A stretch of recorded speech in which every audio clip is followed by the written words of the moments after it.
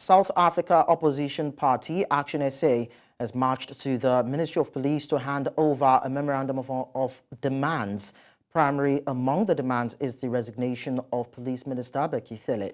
Action SA says it cannot be accepted that crime is spiraling out of control in a country that has a constitution which guarantees safety to all persons. This comes as the country battles increase in violent crimes and issues like illegal mining.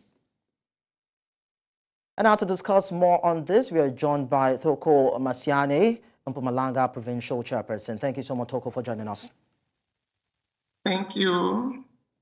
All right, so I'd like to understand what is actually responsible for the spate of crime in South Africa, and what specific actions are you asking the Minister of Police to take in order to address the rate of crime in the country?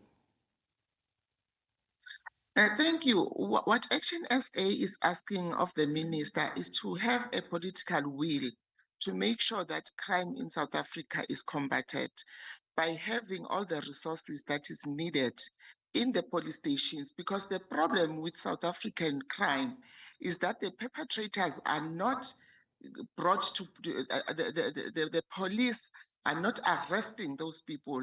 It's not a matter of being arrested and then they come out in courts. They are not arrested at all.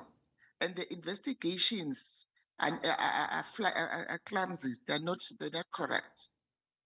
So does that mean that the police arm in the country is complicit when it comes to apprehending criminal elements in the country? And is that why there have been calls being made for the minister to resign, or for the police minister to actually resign in the country?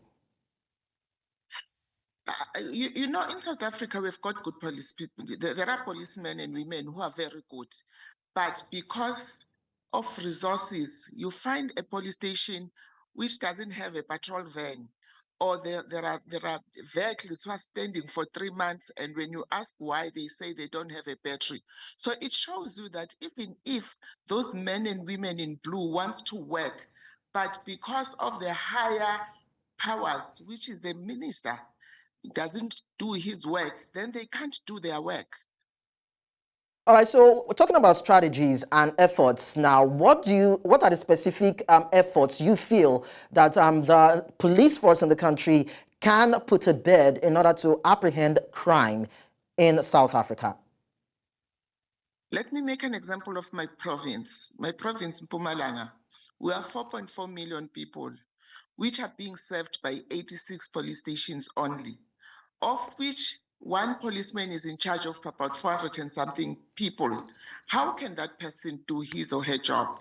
So we're saying to the minister, he must appoint more police people so that and add police stations, working police stations, not just buildings, but working police stations. You find police stations in Mpumalanga where when there's load shedding, they close the police station because they don't have a generator. You find thugs going to police stations to rob police in the police station. So the minister must do something about that.